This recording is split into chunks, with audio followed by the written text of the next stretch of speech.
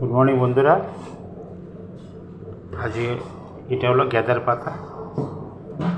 Gather পাতা দিয়ে আজকে একটা গাঁদা মানে গন্ধবাদারি পাতা, এই পাতাটা দিয়ে একটা রুটি বানাচ্ছি। এর ভেতরে পেঁয়াজ দিয়েছি, একটু কাঁচা লঙ্কা দিয়েছি, একটু পেঁয়াজ দিয়েছি, এই গন্ধবাদারি পাতাটা দিয়েছি, দিয়ে ভালো করে মিক্স করছি।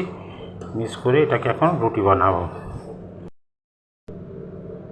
পেঁয়াজ দিয়ে দিলে আটাটা নরম হয়ে গেছে, এই জন্য ভালো মতো বেলা যাচ্ছে না, বেলতে গেলে নিচে লেগে যাচ্ছে। একটু ঘি দেওয়া যায়, তবে আমি ঘি দেবো না, ঘি খাই না।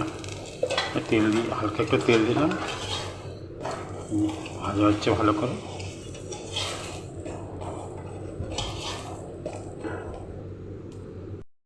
আপনারা মনে কিছু করবেন না, আমি আজ সকালে ভাবলাম এটা যে গন্ধবাদার পাতা দিয়ে কেন রুটি বানানো যায় না, যখন মেথির রুটি বানানো যায়, পালং শাক দিয়ে রুটি বানানো যায়। এটা আমার মন থেকে বানালাম, যায় না কেমন হবে, আপনারা মনে কিছু করবেন না। এটা আমার নিজের মন থেকে বানানো, যাক খেয়ে দেখা যাক কেমন হয়। দেখি, গ্যাসটা বন্ধ করে দিলাম, এটা হয়ে গেছে। দুখানা বানালাম, ঠান্ডা হলে পরে খাবো। বন্ধুরা ভালো থাকবেন সবাই, বাই। শেষ করলাম।